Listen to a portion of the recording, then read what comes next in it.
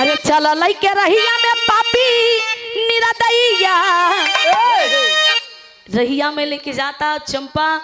वो घोड़ा पे सवार है लेकिन पीछे पीछे लोगन गांव देश वाले जात हुन कि भैया कि का करी कैसन करी अंग्रेजन के दबदबा हो कहना बा का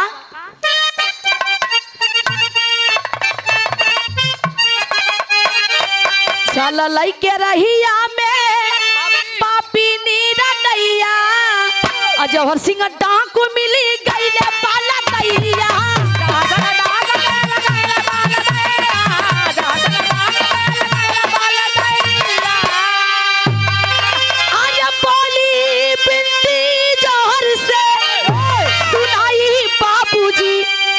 फसली बिटिया कसाई पर बराई बाबूजी। ए भैया रहिया में लेके जब जात रहे तो वही रहिया में डाकू जौहर सिंह मिल जाते हैं। डाकू जौहर सिंह मिल जाते हैं।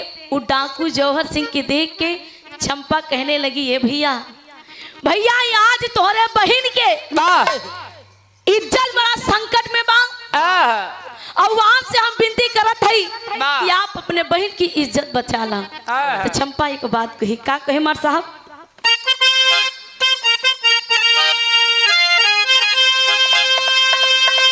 अरे या बहन उमरिया के छोटा गोरिया अरे छोटा गोरिया काहे रंगले बारू लाल लाल मोठ गोरिया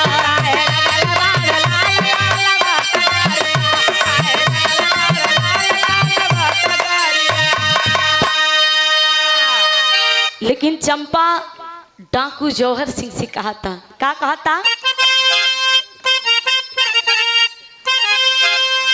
आज चंपा करे तोहरा पे चंपा करे तोहरा पे अरे ना जबीरना अरे ना जबीरना लाज तोहरे हाथ दो पदी के या जबीरना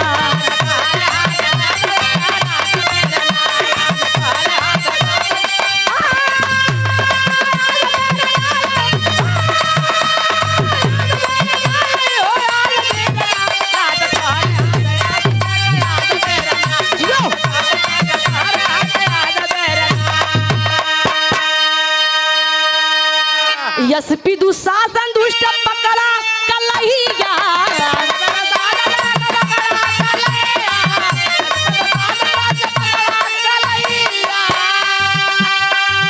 लजिया बचावा भैया बन के कन्हैया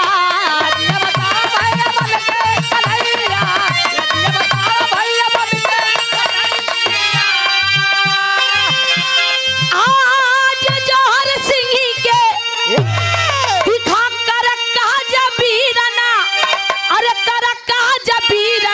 लाज तोरे बट लाज बीरना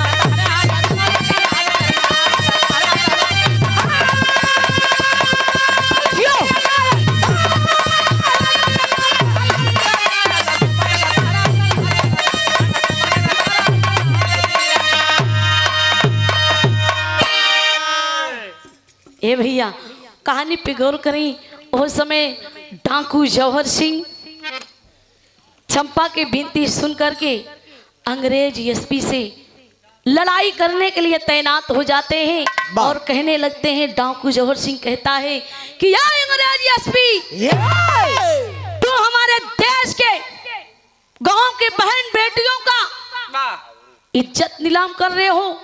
अगर अपनी जान प्यारी है तो हाथ छोड़ दो और जिस रास्ते से आए हो उसी रास्ते से चले जाओ।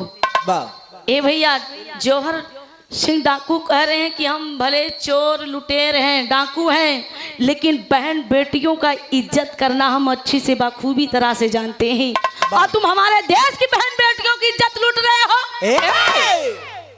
इतनी बतिया सुन के एसपी नौजवान कहता है डाकू जौहर सिंह अपने अदब में रहो। जो तुम्हारा काम है अपना काम करो। जो हमें काम करना है वो मैं करूंगा।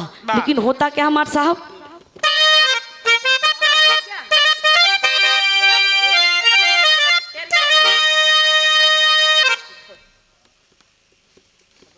आई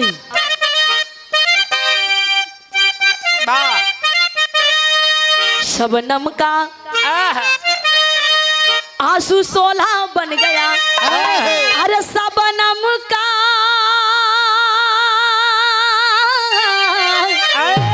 शबनम का आंसू सोला बन गया। जो हर ज्वाला लाल हो अग्नि का यार गोला गोला। शबनम का आंसू सोला बन गया। ये भैया उस समय होत का बाद एक ही गीत लग गई।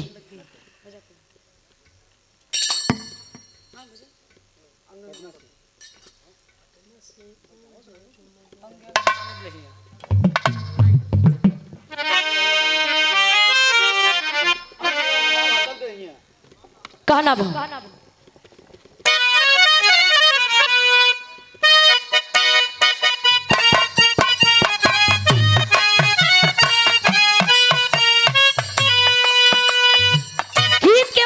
संकेत बा कहना बा अंग अंग मद पातल दहिया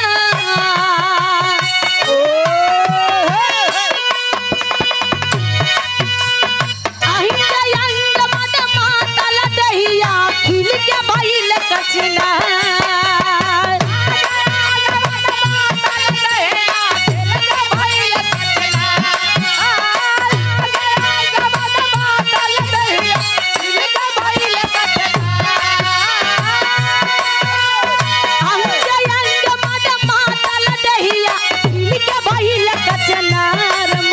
सजनवा हो मोरे बलमुआ हो कबले करैबा इंतजार। मोरे बलमुआ हो कबले करैबा इंतजार। मोरे बलमुआ हो कबले करैबा इंतजार। उसी समय डाकू जौहर सिंह आक्रमण कर देता है अंग्रेज एसपी पर। कैसे मारता हम